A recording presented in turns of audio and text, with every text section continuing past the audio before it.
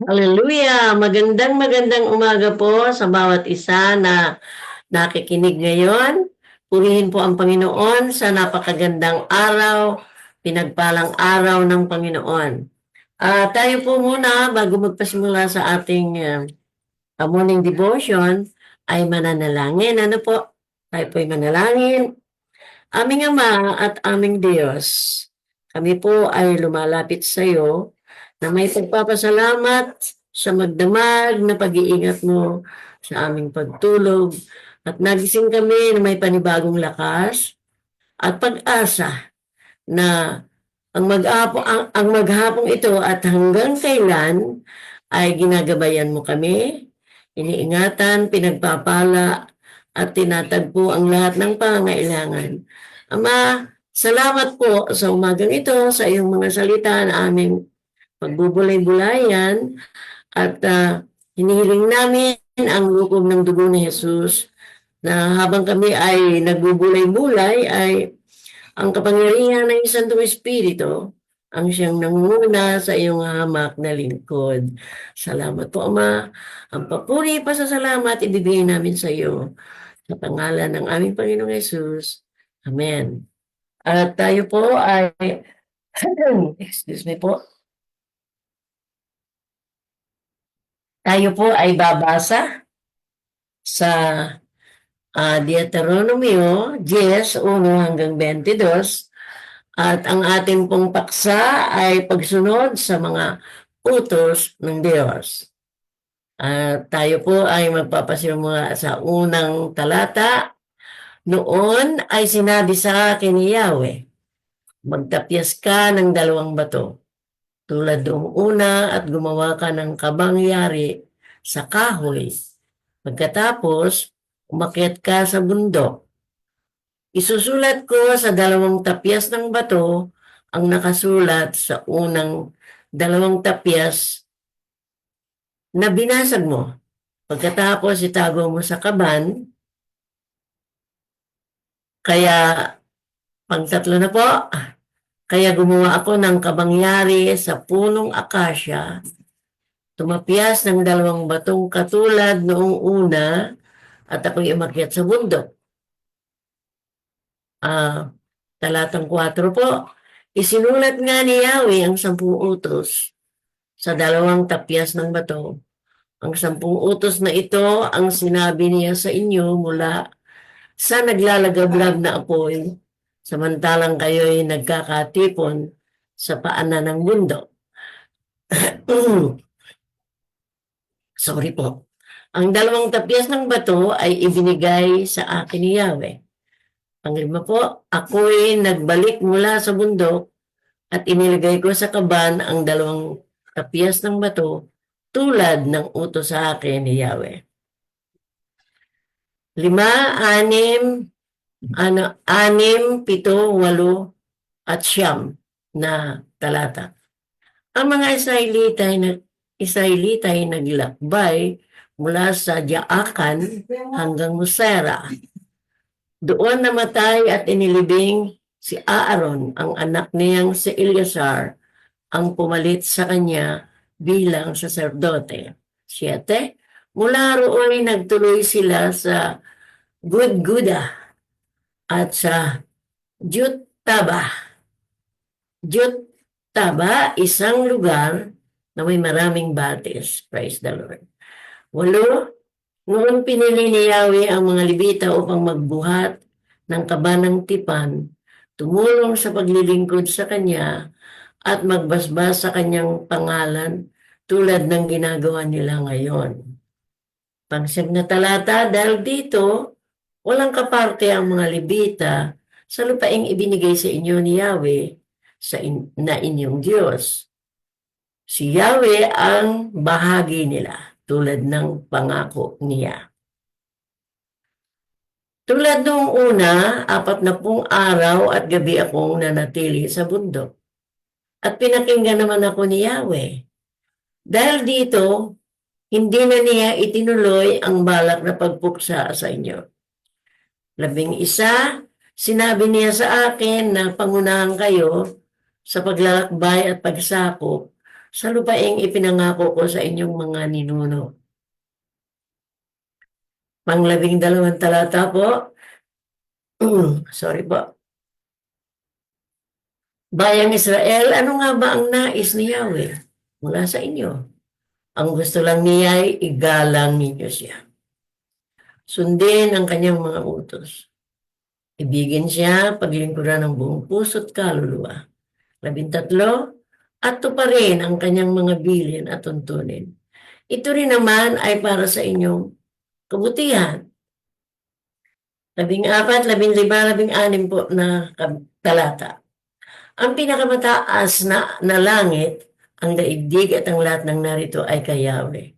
Ngunit sa laki ng pag-ibig niya sa inyong mga ninuno, kayong lahi niya ay pinili niya sa gitna ng maraming bansa. Kaya nga, maging masunurin kayo at huwag maging matigas ang inyong ulo. 17 at 18 talata, sapagkat si Yahweh na inyong Diyos ay Diyos ng mga Diyos, Panginoon ng mga Panginoon, makapangyarihan at kamangha-mangha, walang pinapanigan at hindi nasusuhulan. Binibigyan niya ng katarungan ang mga ulila at balo. Pinamahal niya ang mga dayuhan at binibigyan ng pagkain at damit. Purihin ang Diyos. 19 at 20. Ibigin ninyo ang mga dayuhan sapagkat kayo may naging dayuhan din sa Ehipto. Magkaroon kayo ng takot kay Yahweh. Siya lang ang inyong sambahin. Huwag kayong hihiwalay sa Kanya at sa pangalan lamang niya kayo manunumpa. 21 at 22 at tayo ay tapos na sa ika-22 talata. Siya lamang dapat ninyong purihin, siya ang inyong Diyos, ang gumawa ng marami at kamangha-mangha na mga bagay na inyong nasaksihan. 70 lamang ang inyong mga bilang. 70 lamang ang inyong mga ninuno nang pumunta sila sa Ehipto. Ngunit ngayon pinarami kayo ng Diyos. Ninyong si Yahweh, sindami na kayo ng mga bituin sa langit. Purihin po ang pagkabasa ng kanyang banal na salita at pagbulay-bulayan natin ang kanyang mga salita dito sa Deuteronomio 10 talatang 12. Ang sabi doon ay, Bayang Israel, ano nga ba ang nais ni Yahweh mula sa inyo? Ang gusto lang naman niya ay igalang ninyo siya, sundin ang kanyang mga utos, ibigin siya, paglingkuran ng buong puso't kaluluwa. Ang ating Diyos na makapangyarihan ay hindi naman tayo binibigyan ng matinding pasanin na masyado tayong mahihirapan na hindi natin magagawa. Ang sabi po ay ibigin siya. Sino po siya? Siya ang Diyos. At ng buong puso't kaluluwa. Ngayon po, ang paliwanag po ay paulit-ulit. Binibigyang diin ng Diyos ang pangangailangan ng pag-ibig na nagmumula sa puso. Tandaan po natin, hindi mula sa bibig ang pag-ibig sa Diyos. Pag-ibig, ano po ba yun? Pag-ibig at pagsunod. Kasi, ang Diyos po ay nakatingin sa puso ng tao at alam niya ang laman ng ating puso. Ngayon, kung titingnan pa rin natin, ang Deuteronomy 4:2 ay sinasabi po doon na buong sikap at taimtim, yun po, sa Deuteronomy 4:2. Upang masumpungan ang Diyos at makilala siyang lubos, kailangang taimtim siyang hanapin na may taus-pusong pagtatalaga. paano po ba yung pagtatalaga? Yung pong buong-buo po sa ating puso, kaisipan at kaluluwa na susundin natin ang anumang ipinagagawa sa atin ng Diyos. Kung babalikan po natin ang Deuteronomio 10:12, Bayang Israel, ano nga ba ang nais ni Yahweh mula sa inyo? Ang gusto lang naman niya ay igalang ninyo siya. Sundin ang kanyang mga utos, ibigin siya, paglingkuran ng buong puso at kaluluwa. Kung babasahin lang po natin at hindi natin uunawain ang talatang 12, ay parang ang dali lang, ano po? Pero hindi po. Ang sabi po ay taimtim. Kailangan po buong sikap at taimtim. Paano po ba yung taimtim? Yung talagang nakatalaga ang buhay mo. Na talagang susundin mo kung ano ang mga sinabi ng Diyos sa kanyang salita. Kaya nga, kung titingnan natin ang Deuteronomio 4:29 ay sabi po doon ay Deuteronomio. Parang mahirap din kasi ano po. Pero nasisikap din natin 4:29 ay nasisikap din natin na na mabasa ito ng buo 4 chapter 4 verse 29. At ang sabi po doon ay buong sikap at taimtim upang masumpungan ang Diyos at makilala siyang lubos, kailangang taimtim siyang hanapin na may taus-pusong pagtatalaga. Yung bang ang buong buhay natin, hindi lang, magagawa ko rin siguro yun pagka yung ang pagtatalaga po kasi ay yung buong buhay mo, buong panahon mo. Pero may gagawin din tayong iba para sa ating sarili, pero nakatuon pa rin ang ating mga isip at puso doon sa kanyang salita. Purihin po ang Diyos. Kaya nga po, upang masumpungan ang Diyos at makilala siyang lubos, kailangang taimtim siyang hanapin ng may taus-pusong pagtatalaga. Doon po sa Deuteronomy 6:5, sabi niya doon ay isinulat po ito ni Moises, ibigin ninyo siya, sino po ang Diyos, ng buong puso, kaluluwa at lakas. Kailangan din pong atin yun na mamemorya. Kasi kung hindi po natin mailalagay sa ating puso at kaisipan ang talatang ito na sinasabi na ibigin ninyo siya, ang Diyos po, ng buong puso at kaluluwa at lakas, ay hindi natin ito masusunod. Ang ginagawa ko po noon ako'y bago sa Panginoon, pagka po gusto kong mag-memory verse kasi ang isang ina na maraming anak ay marami talaga siyang ginagawa. Ang ginagawa ko, isinusulat ko sa papel. Ilalagay ko kung saan ako lagi, sa kusina, sa sala, sa malapit sa pagkainan, at isinusulat ko yun sa papel, at pag nakita ko, Panginoon, iyon ang iyong salita. Ayun. Una po ay ayaw ng Diyos na ang taimtim na pag-ibig ng kanyang bayan sa kanya, sa Diyos, ay mahalinhan ng panlabas na mga gawaing panrelihiyon tulad ng pagtupad sa mga kautusan.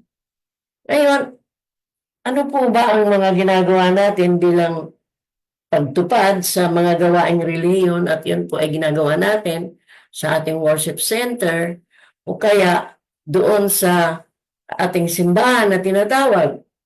Pero ang church po kasi o simbahan ay tao, tayo po yun. Kaya ginagawa natin yun sa worship center na ang sabi ay ayaw ng Diyos na ang taimtim na pag-ibig ng kanyang bayan sa kanya, sa Diyos, ay mahalinhan ng panlabas ng gawaing panrelihiyon tulad ng pagtupad sa mga kautusan, pag-aalay ng mga handog at mga katulad nito. Ngayon, opo, ginagawa natin yung meron tayong practice sa worship center, kung ano ang gagawin natin sa mga susunod na linggo, at mayroong pag, pagpa-practice ng music ay mga yun po ay bunga lamang. Bunga lamang po yun ng ating pagsunod. Pero ang hinihiling po sa atin ng Diyos ay ibigin siya. Kahit ginagawa natin yun, ipinapatungkol pa rin natin sa Kanya. At iyon ang buong puso at kaluluwa na at lakas na ginagawa natin. Ngayon, sabi po ay nararapat na palagi nilang sundin ang Diyos mula sa pusong taimtim na umiibig at nagbibigay dangal sa Kanya. Para sa mga believer o mananampalataya na sa bagong tipan, ang pananampalataya at pag-ibig na mula sa puso ay kinakailangan. Kinakailangan din sa ating pakikipag-ugnayan sa Diyos. Opo. Ngayon, opo, gagawin natin yung mga bagay-bagay na kailangang isagawa natin sa ating mga worship center, pero nakatuon pa rin po para ito sa Panginoon. Para ito sa Panginoon. Kasi pag may iba na po tayong ginagawa, tatanungin din natin ang ating sarili. Panginoon, maluluwalhati ka ba sa ginagawa ko? Panginoon, karapat-dapat ba sa iyo ang mga ginagawa ko? Kaya nga po, ayaw ng Diyos na ang taimtim na pag-ibig ng kanyang bayan sa kanya ay mahalinhan ng mga panlabas na gawaing panrelihiyon. Purihin po ang Panginoon. Nararapat na palagi nilang sundin ang Diyos mula sa pusong taimtim na umiibig. Siguro po naranasan ninyo ang magkaroon ng ang mga kabataan ay nagkakaroon ng mga nobyo at nobya at mayroong mga bagay na pinag-uusapan, pinagkakasunduan ang magnobyo at magnobya. Ngayon, higit po sa Diyos. Kasi sinabi na niya ang gusto niya at hindi mahirap dahil magdidesisyon lang tayo sa ating sarili na gagawin ko ang sinasabi niya na ibigin ninyo ng buong puso at buong kaluluwa ang Diyos. At nararapat lamang daw po na palagi nilang sundin ang Diyos mula sa pusong taimtim na umiibig at nagbibigay dangal sa Kanya. Nagbibigay dangal ba ang mga bagay na ginagawa ninyo? O minsan ay yung ang gagaling na kumanta, ang gagaling na maggitara, parang kung minsan baka nararamdaman na rin na, wow, ang galing ko. Pero hindi. Ang mga bagay na ginagawa natin para sa Panginoon ay kaloob niya. Opo, mga talento na ibinigay niya na para maluwalhati ang kanyang pangalan. Purihin po ang Panginoon. Kinakailangan din na ang ating pagkikipag-ugnayan sa Diyos ay talagang taus-puso, taimtim. Gaya ng sinasabi ng Panginoong Jesus doon sa Juan 21:15, pagkakain nila, tinanong ng Panginoong Jesus si Simon Pedro, Simon, anak ni Juan, iniibig mo ba ako ng higit kaysa mga ito? Ano ba yung mga higit kaysa mga ito? Maaaring kung ano yung hawak ng ating mga kamay, gaya ng trabaho, yun ang ating pinagkakakitaan, kaya ibinubuhos natin ang ating talento, ibinubuhos natin ang ating lakas at inaayos ang paggawa noon. Kasi, siyempre, tumatanggap tayo ng bayad mula doon sa ating ginagawa, sa ating pagtatrabaho. Pero, nakasulat po sa banal na kasulatan na anuman ang inyong ginagawa, gawin ninyo sa lulugod at ikarangal ng Diyos. Ngayon, ang tanong po ng Panginoon kay Pedro, ito raw po ang pinakamahalagang katanungan na kinaharap ni Pedro ay kung nagtataglay siya ng taus-puso ng taimtim na pag-ibig sa Diyos. At yun po ay makikita natin dito sa Juan 21:15. At tingnan po natin, ano po? Sabi po ay kailangan po yung tapat na pagmamahal sa kanyang Panginoon. Ngayon, dito po ay ang kahulugan po ng pag-ibig ay dalawang uri. Sa salitang Griego po, ang isa sa uri ng pag-ibig na karapat-dapat sa Diyos ay sinasabing agapaw o agape, agape lang. At yun daw po ay pag-ibig na maiuukol natin sa Diyos. Agape love. Purihin po ang Panginoon na ang ibig sabihin ay pag-ibig na matalino at may layuning batay po sa isip at kalooban. Ang pangalawa ay teleo na kinapapalooban ng mainit na likas na pagmamahal ng damdamin. Yun po naman ay maiuukol natin sa ating minamahal na kabiyak o maiuukol natin yun sa ating mga magulang, sa ating mga kapatid o kaibigan.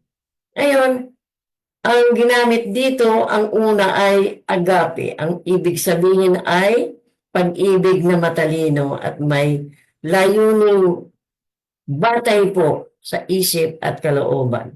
Purihin po ang Panginoon. Kaya ito ang higit na personal at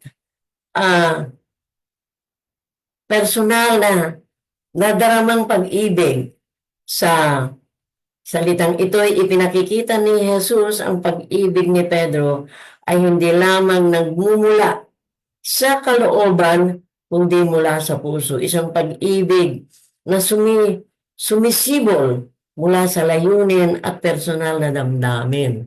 Hindi po iniuutos. Hindi sinasabi na ibigin mo ang Diyos sa mga magulang, pero yun ay mula sa utos ng Diyos. Na ang sabi, ibigin mo ang Diyos, sinulat po yun ni Moises na ibigin mo ang Diyos ng buong puso, kaluluwa at lakas. At purihin po ang Panginoon na yun po ang nais ng Diyos, pag-ibig na sumisibol mula sa layunin at personal na damdamin. Ang katanungan po ni Jesus kay Pedro ay ang dakilang katanungan sa lahat ng mananampalataya. Tayong lahat ay marapat na may personal na at matapat na pag-ibig at devotion sa Panginoong Hesus. Tanong ko sa sarili ko. Nung nababasa ko ito nung ako ay bago pa lang sa Panginoon. Higit sa kasama sa buhay na asawa, higit sa magulang, higit sa kapatid, at higit sa kaibigan, ang nais ng Diyos na pag-ibig. Ngayon, sabi po ay, ayon sa Panginoong Hesus, kung iniibig ninyo ako, tutuparin ninyo ang aking mga utos. Ngayon, sa ating pagiging lingkod ng Panginoon, nagagawa po kaya natin ang sinasabi ng Panginoon na kung iniibig ninyo ako, yun po ay nandun sa Juan 14:15. Kung iniibig ninyo ako, tutuparin ninyo ang aking mga utos. At dito po tayo laging nakatuon sa ating pag-aaral sa mga salita ng Panginoong Hesus na doon sa Juan 16:27, sapagkat iniibig nga kayo ng Ama, iniibig niya kayo sapagkat ako'y iniibig ninyo at naniniwala kayong nagmula ako sa Diyos. Kapag minamahal pala natin at sinusunod ang ating Panginoong Hesus at sinusunod ang kanyang mga utos, ay mararamdaman natin ang katotohanan na minamahal din tayo ng Ama. Sapagkat ang Ama ang unang umibig sa atin na ipinadala niya ang kanyang bugtong na anak upang ang sino mang sa kanya'y sumampalataya ay huwag mapahamak, kundi magkaroon ng buhay na walang hanggan. At yun po ang nais ng Diyos, ng Diyos sapagkat sabi ng Panginoong Yesus, sapagkat iniibig niya kayo ng Ama. Iniibig niya kayo sapagkat ako'y iniibig ninyo at naniniwala kayong nagmula ako sa Diyos. Juan 16:27. Ngayon, ang umiibig sa Ama o sa Ina, sabi po ng Panginoong Yesus doon sa Juan 16:27, ang umiibig sa Ama, iniibig niya kayo sapagkat ako'y iniibig ninyo at naniniwala kayong nagmula ako sa Diyos. Ngayon, ang sabi ng Panginoong Yesus doon sa Lucas 4:47, ang umiibig sa Ama, tayo na po yun. Ang umiibig sa Ama o sa Ina, nang higit sa akin, at ang umiibig sa anak na lalaki o babae, nang higit sa akin ay hindi karapat-dapat sa akin.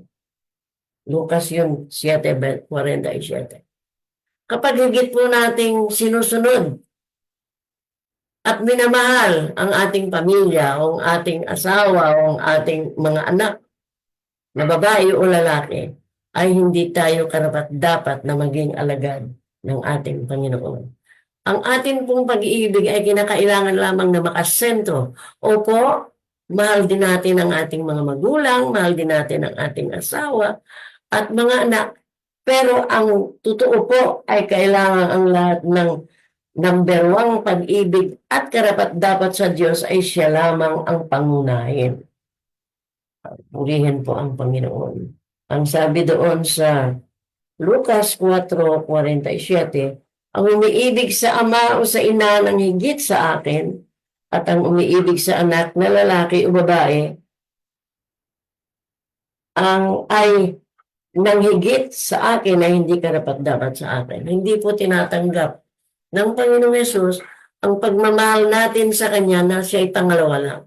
Kinakailangan siya po ang una. Ibigyan natin siya ng buong puso, buong kaluluwa, at buong lakas. Ngayon, sabi po doon sa 1 Corinto 16:22, sabi po ni Pablo, ayon po kay Pablo, sumpain ang sinumang walang pag-ibig sa Panginoon. At dinugtong niya yung Maranatha, dumating ka nawa, Panginoon namin. Bakit po ganon? Bakit po ganon ang sinabi ni Pablo? Sumpain. Sapagkat gayon na lamang ang pag-ibig ng Diyos sa atin. Kaya kinakailangan po na ang ating buong puso, buong kaluluwa, at buong lakas na pag-ibig ay sa Kanya lamang. Kapag hindi po tayo umiibig sa Panginoon, ay ang sabi ni Pablo ay sumpain. 1 Corinto 16:22. Sapagkat ang pag-ibig ni Kristo ang nag-uudyok sa aking magkagayon. Ngayon malaman kong siya yung namatay para sa lahat. At dahil dyan, ang lahat ay mabibilang ng patay. Ay 1 Corinto 5:14. Nang mamatay po ang ating Panginoong Yesus sa krus sa bundok ng Kalbaryo, tayo po ay sinasabi ni Pablo na kalakip niyang namatay. At tayo po ay namatay sa ating mga kasalanan at hindi na po tayo nagpa-practice na magkasala. Kaya tayo po ay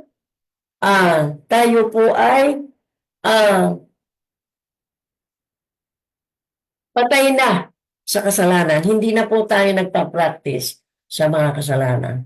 Tayo po ay nakatuon sa pag-ibig sa Diyos. Kaya ito pa po ang talata sa Galatia 5:6. Sa mga nakipag-isa kay Kristo Jesus, wala nang halaga ang pagtutuli o di pagtutuli. Ang mahalagay ang pananampalatayang nakikita sa gawang udyok ng pag-ibig. Ngayon po, sinasabi po dito sa Galatia 2:6 na kapag tayo ay nakipagkaisa, naalala ko po na ako'y nagkaroon ng maraming anak na hindi ko naranasang magpakasal.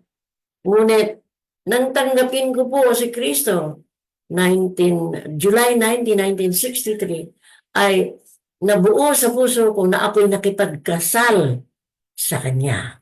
Kasado ako kay Kristo, na tanging siya lang ang Diyos ko, na tanging siya lang ang pag-ibig ko, na higit sa lahat, higit sa pangunguna ng ama ng aking mga anak, ay siya ang pangunahin, si Kristo po. Purihin po ang Panginoon. Sapagkat ako'y nakipag-isa kay Kristo Jesus, wala nang halaga ang pagtutuli o pagtutuli o di pagtutuli. Ang mahalaga ay ang pananampalatayang nakikita sa gawang udyok ng pag-ibig. Opo, Panginoon. At naalala ko po na may bersikulo po sa banal na kasulatan na nagsasabi na noon napakahalaga ang tinutuli ang mga sanggol pagkaraan ng 8 araw. Ngunit tayo po naman ay tinuli ang ating mga puso na hindi na nagkakasala. Kasi kapag tinutuli daw po ang isang batang lalaki, ay inaalis yung dumi. Yun po ang pagkaalam ko. Ngayon, tayo naman ay nilinis ng Diyos mula sa ating mga puso. Purihin po ang Diyos. At sa Santiago 1:12, nakatuon po tayo sa ating pag-ibig at pagsunod sa ating Panginoon. Mapalad ang taong nananatiling tapat sa kabila ng mga pagsubok, sapagkat matapos siyang subukin, tatanggap siya ng putong. Ito'y ang buhay na ipinangako ng Panginoon sa mga umiibig sa Kanya. Wow! Kapag lubos-lubusan po ang ating pag-ibig sa ating Panginoon, sapagkat ganyan na lamang ang pag-ibig niya sa atin ng Diyos, na ipinadala niya si Jesus para mamatay sa ating mga kasalanan, ay tayo po naman ay sinasabi na tayo'y nakipagkaisa ay kay Kristo, ay hindi na po tayo maaaring umibig pa sa iba, kundi tayo po ay lubusang umiibig sa Kanya. At ang sabi ay, kung dumating man ang mga pagsubok, sabi po rito, mapalad ang taong nananatiling tapat sa kabila ng mga pagsubok, sapagkat matapos siyang subukin, tatanggap siya ng putong. Ito'y ang buhay na ipinangako ng Panginoon sa mga umiibig sa Kanya. Makakatanggap lamang po tayo ng putong ng buhay sa ating huling mga panahon dito sa lupa kung tayo ay lubusang umibig at sumunod sa Kanyang mga utos. At yun po ay mapalad daw ang taong nananatiling tapat sa kabila ng pagsubok. Napakarami pong pagsubok ang nararanasan ng isang mananampalataya kay Kristo. At salamat sa Diyos, taas noo kong masasabi na ako ay nakalagpas sa mga pagsubok na yon, dahil mas pinahalagahan ko ang sumunod sa Diyos at maglingkod sa Kristong namatay sa krus para sa akin at sa aking mga anak. Kaya nga po, mapalad daw po ang taong nanatiling tapat. Tayo po ay mapalad at tatanggapin po natin ang putong ng buhay na ipinangako ng Panginoon dahil sa umiibig tayo sa Kanya. Santiago 1:12 po. Ngayon, ito pa po sa unang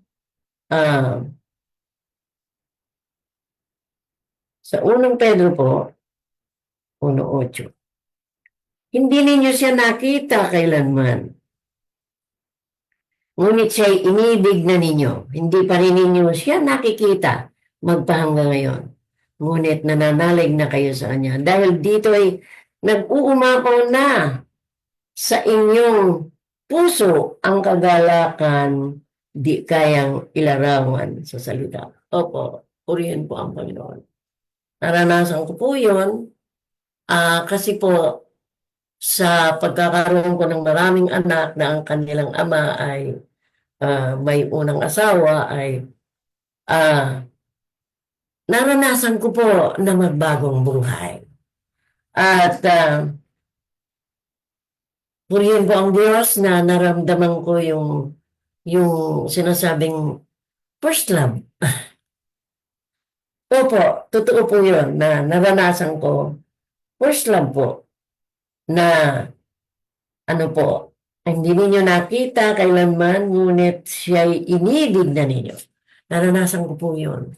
Talagang, may nagsabing po sa akin na para kang hangal. Paniwalang paniwala ka dyan sa Biblia. Eh, ginawa lang yan ng ano, na sa imprenta, inimprenta lang yan ng tao. Pero, yung naramdaman kong pag-ibig sa Panginoong Yesus, dahil sa naranasan kong ginawa niya sa akin, ay hindi ko na ibigay sa iba. Sa Kanya lang. Naranasan ko po yun. At purihin po ang Panginoon na sabi po dito ay hindi ninyo siya nakita kailanman, ngunit siya'y inibig na ninyo. Opo, nababasa ko lang ang tungkol kay Jesus at sa naranasan kong ginawa niya sa buhay ko, ay talagang minahal ko siya. Kahit nasabi ko doon sa ama ng aking mga anak, kahit napatayin mo ako, harangan mo ako ng kanyon, hindi mo ako mapipigilan. At sabi po ay, hindi ko pa siya nakita magpanga ngayon. Ngunit kapag ka nababanggit po ang talata, ang salitang Jesus, iba po ang dating sa akin. Purihin po ang Panginoon. Kahit po ako ay, ang ama ng aking mga anak ay namatay, noong ako ay 50 anyos pa lang, 50 anyos pa lamang, at may mga taong nagsasabi na, uy, may gusto sa'yo si ganon. Mayroon din namang mga taong aali-aligid. Pero hindi po. Hindi po nabawasan ang aking pagmamahal sa Panginoon. Na sabi ko, hindi. Isa lang ang aking pag-ibig na ako'y nagpakasal sa kanya noong July 19, 1963. Sabi po dito ay nag-uumapaw na sa inyong puso ang kagalakang di kayang ilarawan. Sa salita, tanong ko nga sa pastor noon, bakit po, pag naririnig ko ang pangalang Jesus ay iba ang dating sa akin? Hanggang ngayon. Hanggang ngayon. At yun po ang pinakananais ko na maging karapat-dapat na makasalubong sa Panginoon sa kanyang pagbabalik. Ang talata po ito ay mayroong paliwanag. Itinuturing ng Diyos na pananampalataya ng mga mananampalataya bilang higit na dakila kaysa pananampalataya ng yaong mga nakakita. Di po ba? Maraming nakakita sa Panginoong Yesus. Isa si Magdalena, yung babaeng masama ang pamumuhay, ay inibig niya ng buong puso at buong kalakasan at buong kaluluwa ang Panginoong Yesus. Parang ako yun, purihin po ang Panginoon. Ang sabi po, itinuturing ng Diyos na pananampalataya ng mga mananampalataya bilang higit na dakila kaysa pananampalataya niya ang mga nakakita o nakarinig sa Kanya. Tayo po higit na mapalad na umiibig sa Panginoong Yesus na hindi natin nakita kaysa noong mga taong nakakita na sa Kanya. Purihin po ang Panginoon. At nakarinig o nakapakinig kay Jesus ng harapan maging noong pagkatapos ng kanyang muling pagkabuhay. Ang mga mananampalataya ngayon, bagamat hindi nila kailanman nakita ang Panginoong Yesus, tayo yun, kayo yun, ay umiibig sa Kanya at nananampalataya sa Kanya. Umiibig sa Kanya at nananampalataya sa Kanya ayon sa Panginoong Yesus, may natatanging biyaya. Wow, purihan po ang Panginoon. Napakaganda po ng talatang ito. Ang 20-29 ng Juan. May natatanging pagpapala ang umibig sa kanya at nanampalataya sa kanya na hindi siya nakita. Ayon sa Panginoong Yesus, may natatanging biyaya para sa mga naniniwala kahit na hindi nila ako nakita. Sinabi sa kanya ng Panginoong Yesus, naniniwala ka na ba? Naniniwala ka ba? Sapagkat nakita mo ako. Mapalad ang mga naniniwala kahit hindi nila ako nakita. Yun po ang salitang sinabi niya kay doon sa isang alagad niya na hindi mananampalataya kung hindi siya makikita. Tayo po ay higit, sabi po ng Panginoong Yesus. Mapalad ang mga naniniwala kahit hindi nila ako nakita. Purihin po ang Panginoon, mga minamahal na kamanggagawa, mga minahal kay Kristo, mga minamahal kay Kristo na nakikinig. Higit po tayong mapalad na hindi natin nakita ang ating Panginoong Yesus. Pero naglilingkod tayo ng buong puso, buong kaluluwa at lakas sa Kanya. Alala ko po itong aking anak na si Bishop Armando na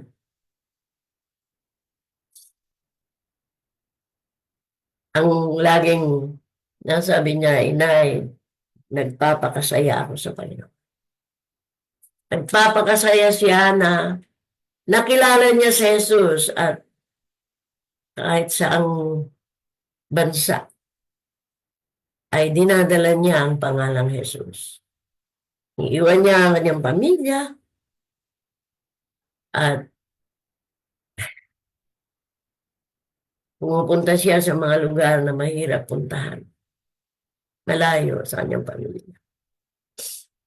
Naalala ko noon, dahil sa naramdaman kong pag-ibig sa Panginoong Yesus, tumatawid po ako ng bangka. Pumupunta po ako doon sa Pulo ng Diablo, sa gitna ng dagat na meron doon. Ko pala alam na yun ay bahay-bahaya ng mga drug-addict, mga lasenggo, mga taong nakapatay, doon nagtatago. At sabi nga may nagsabi sa akin na pag pumunta ka ron, hindi ka na makakabalik. Pero hanggang ngayon po, eto pa rin ako. Patuloy na nangangarap na makapaglingkod pa rin sa Panginoon.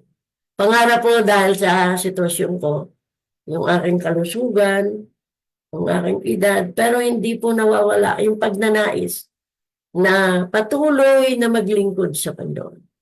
Mga minamahal na kapatid kay Kristo,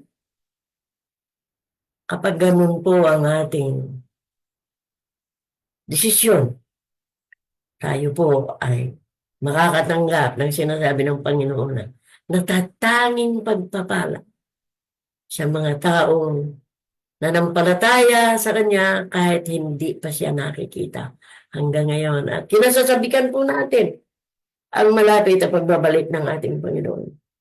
Nakikita na po natin ang mga tanda ng pagbabalik ng ating Panginoong Yesus. At nasasabik tayo na mangyari ang mga gayong mga bagay. Salamat sa Diyos, mga minamahal na kapatid.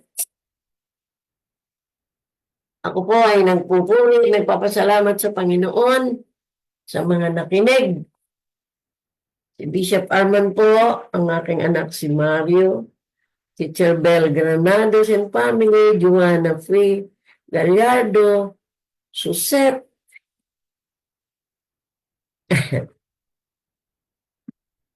Tumama, ang aking inaanak. Lorna Gayas and family, Pastor Rose Libres. Pastora, salamat po. Sana ay makita ko kayo minsan. Rosel Gistiada, salamat Rosel. Pastor Ruel, salamat po. Ipapanalangin po ninyo ako na. Kasi po may gawain dito sa bahay na nalipat At yung napaglipatan ay ang panahon po nila na ibinigay ay minsan 1 buwan. Nalulungkot po ako na ganon. Sapagkat ang sabi ko doon sa may bahay ay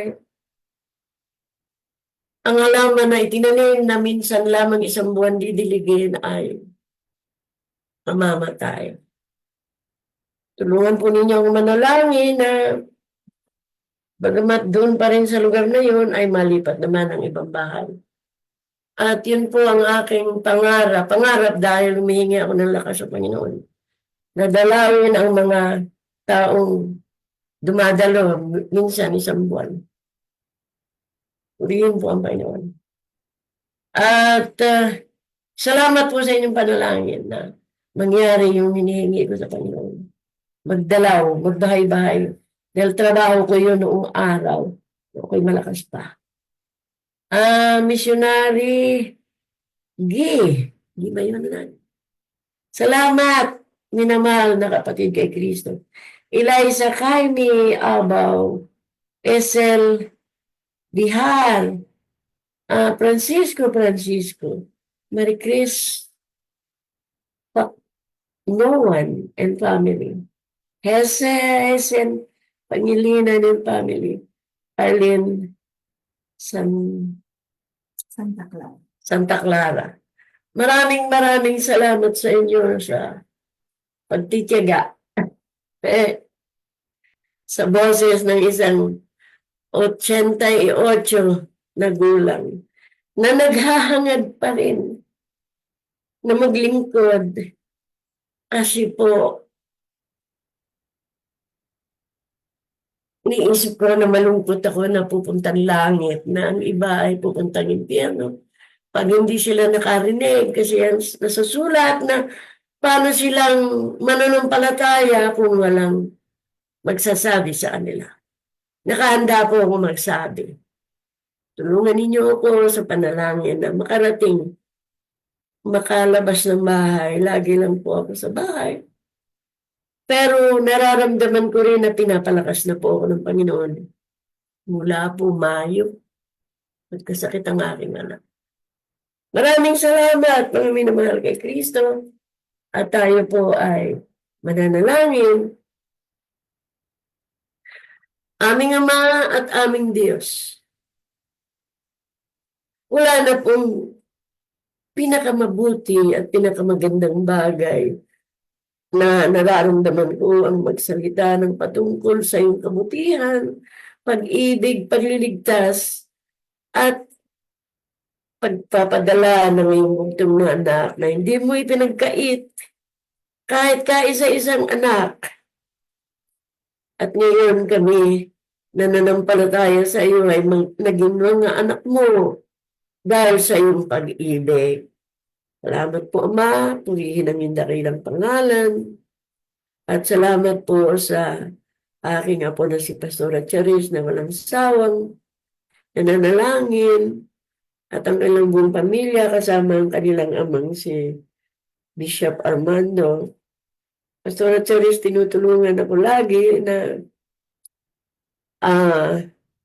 pag Sabado ay tinutulungan niya ako para magawa ko ito para sa Panginoon at para marinig ninyo ako. Salamat mga minamahal kay Kristo at dalangin ko po, Ama, na anuman ang pinagdadaanan ng aking mga kamanggagawa at kapatiran na nagdaranas ng kung anumang bagay sa buhay nila, tulungan mo sila.